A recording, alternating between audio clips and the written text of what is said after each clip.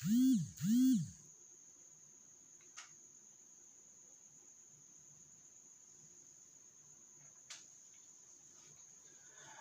दोस्तों, नमस्कार मित्रों, सभी होपफुली ठीक होंगे। और जैसा कि आप जान रहे हो कि हमने राजस्थान के भूगोल का एक एक बारीकी से अध्ययन की सीरीज चला रखी है। और सीरीज के अंतर्गत हमने इससे पूर्व कई राजस्थान के भूगोल से संबंधित कंटेंट्स दिए हैं। राजस्थान से परिचय से रिलेटेड, राजस्थान के भौतिक प्रदेश अर्थात भौगोलिक प्रदेशों से रिलेटेड। और अब हमारा टॉपिक चल रहा था राजस्थान का नदी तंत्र, जिसे अपवाह तंत्र भूगोल की भाषा में कहा जाता है। तो राजस्थान के अपवाह तंत्र की सबसे प्रमुख नदी हमने पिछले वीडियो में देखी थी, वह थी चंबल। आज का वीडियो बहुत ही महत्वपूर्ण है क्योंकि हम चंबल की सहायक नदियों के बारे में और उसके आसपास बने हुए सारे स्थलों की चर्चा करना चाहते हैं। देखिए दोस्तों, वीडियो शुरू करने से पहले एक बात बता दूं, ज्योग्राफी के जितने भी कंटेंट्स हैं वो सारे के सारे कंटेंट्स जो होते हैं वह महत्वपूर्ण इसलिए भी बन जाते हैं क्योंकि यहाँ से रिलेटेड जो सवाल है वह एग्जाम में कई बार आ चुके हैं इस टॉपिक से रिलेटेड। और डेफिनेटली चंबल से रिलेटेड एक सवाल फाइनल है, इसलिए हमने इस चंबल से जुड़े हुए मुद्दों को एक नहीं एक से अधिक वीडियो में बना रखा है। अगर आप पहली बार इस वीडियो पर हैं तो मैं आपसे एक पर्सनली रिक्वेस्ट करूंगा कि इससे पूर्व वाले वीडियो देखें तो आपको ज़्यादा बेहतर तरीके से समझ आएगा। तो चलिए बिना वक्त गंवाए शुरू कर लेते हैं। मैंने पिछले वीडियो में बताया था कि चंबल नदी जो है वह मध्य प्रदेश के अंदर विंध्याचल पर्वत जो है, विंध्याचल पर्वत का भली भांति आपने नाम सुना होगा। विंध्याचल पर्वत की एक पहाड़ी है जनापाव की पहाड़ी।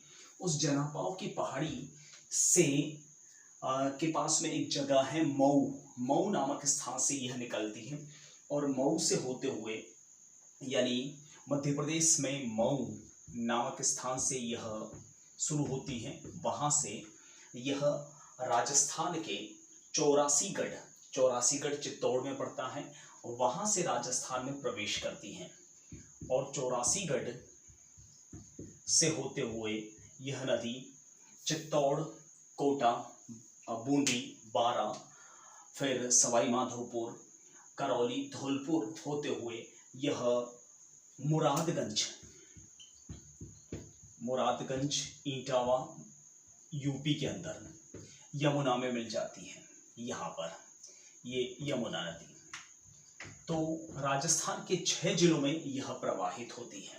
ठीक है, आज बात कर लेते हैं इसकी सहायक नदियों के बारे में और सहायक नदियों के किनारे क्या क्या महत्वपूर्ण चीजें हैं, उनसे रिलेटेड भी सवाल आ रखे हैं और बहुत बार आएंगे भी, तो थोड़ा ध्यान से सुनिएगा। सबसे पहले अगर शुरुआत करें तो हरिपुरा की पहाड़ियां जो कि चित्तौड़ के अंदर है, वहां से एक नदी निकलती है बामनी नदी। ये बामनी नदी जो है वह चंबल में मिलने वाली पहली नदी है। तो सबसे पहली शुरुआत होती है बामनी से। ठीक है, देखिए मैंने आपको कहा कि चंबल जो है वह दक्षिण से उत्तर की ओर बहती है, मैंने पिछले वीडियो में बताया था।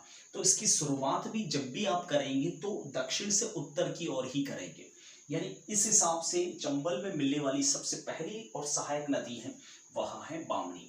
यह बामनी नदी चित्तौड़ के हरिपुरा की पहाड़ियों से रवाना होती है, वहां से इसका उद्गम होता है और चित्तौड़ के अंदर ही यह चंबल नदी में मिल जाती है।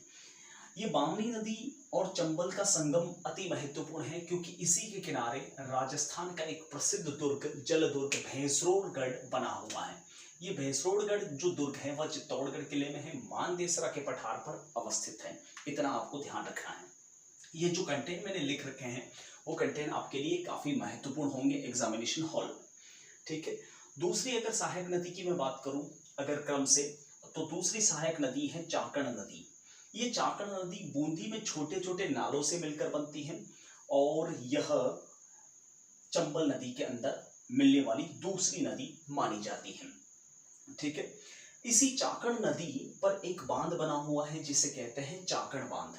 ठीक है, चाकण नदी पर बना हुआ है चाकण बांध, सेम नाम है, आपको कभी नहीं पूछेंगे।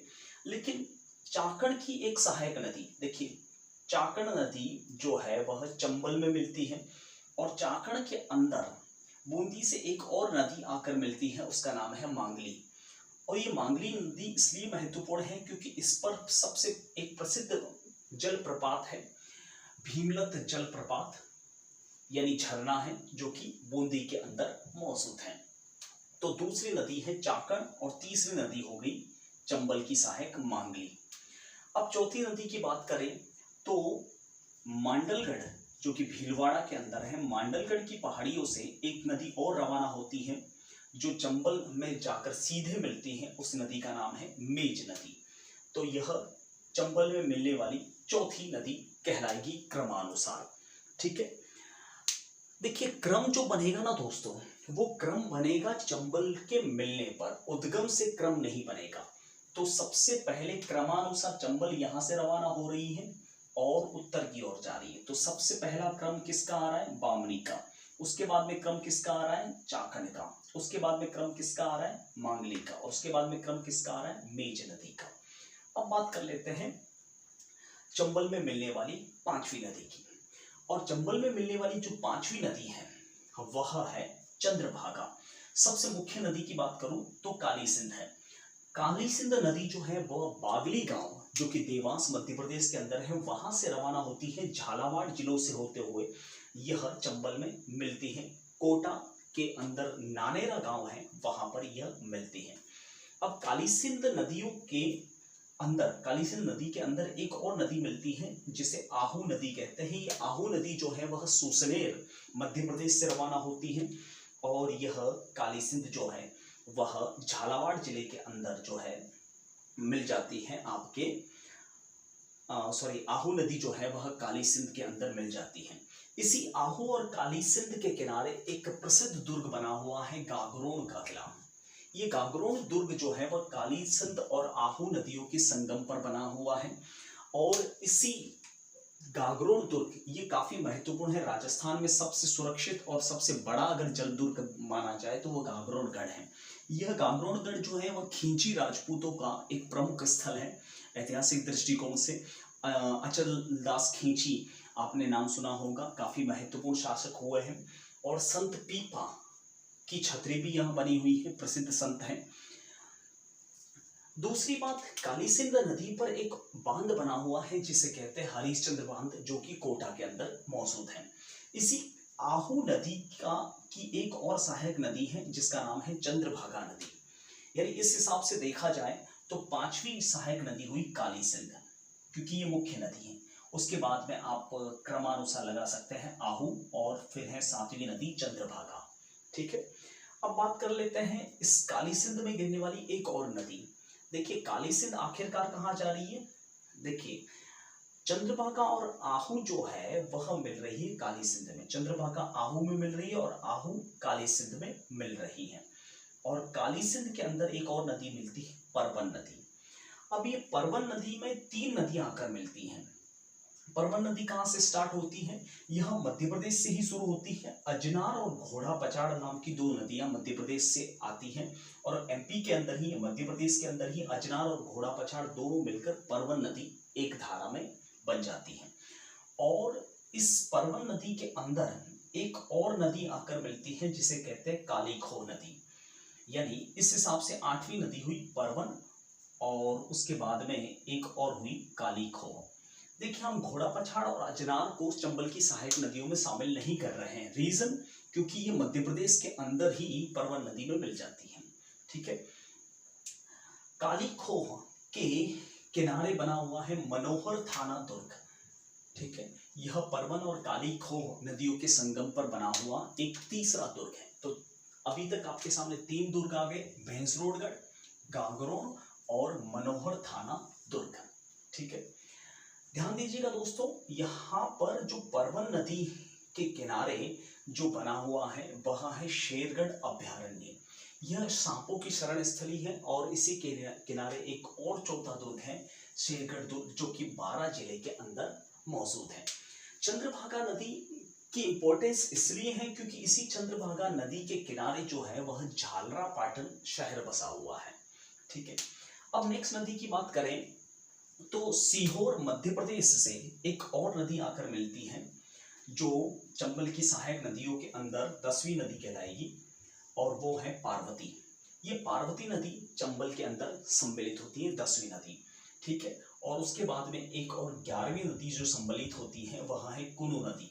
ये कुनु नदी इसलिए फेमस है क्योंकि इसी कुनु नदी, ये कुनु नदी राजस्थान की एकमात्र ऐसी नदी है जो राजस्थान की सीमा में 2 बार प्रवेश करती है।